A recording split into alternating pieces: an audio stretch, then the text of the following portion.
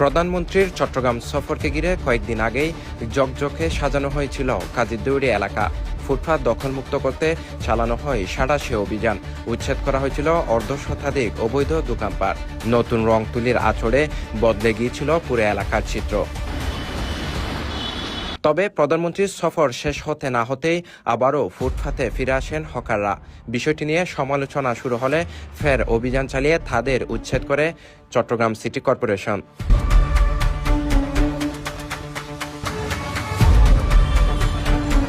এর আগে সোমবার দুপুরের পর থেকেই কাজীরদেউরি এলাকায় ফুটপাতের উপর আবারও দোকানপাট বসাতে শুরু করেন হকাররা। অল্প সময়ের মধ্যেই আগের চিত্র ফিরে আসায় সামাজিক যোগাযোগ মাধ্যম সহ বিভিন্ন মহলে শুরু হয় সমালোচনা। এরপর বুধবার বিকেলে ফের অভিযান চালায় চসিক। অভিযানে ফুটপাত দখল করে বসানো অবৈধ হকার ও দোকানপাট উচ্ছেদ করা হয়। অভিযানের নেতৃত্ব দেন চট্টগ্রাম সিটি কর্পোরেশনের নির্বাহী ম্যাজিস্ট্রেট চৈতি সর্ববিদ্যা।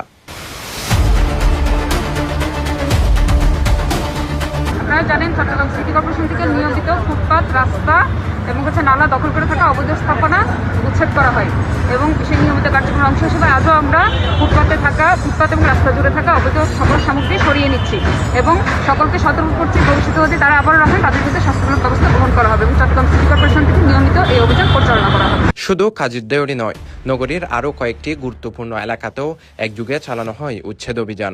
চাকতায় ব্যাংক এশিয়া মোড় থেকে নতুন ব্রিজ গুলচত্বর পর্যন্ত সড়কের দুই পাশে ফুটপাত সহ প্রায় 500টি অবৈধ দোকান ও স্থাপনা উচ্ছেদ করা হয়।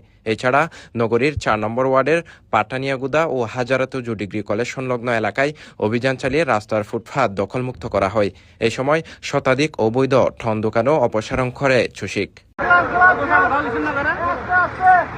সিটি কর্পোরেশনের কর্মকর্তারা জানান, দীর্ঘদিনের অযত্ন ও অব্যবস্থাপনার চিত্র পেছনে পেলে কাজীরদেউরি মোড়কে নান্দনিক সৌন্দর্যে নতুন রূপ দিতে চায় তারা।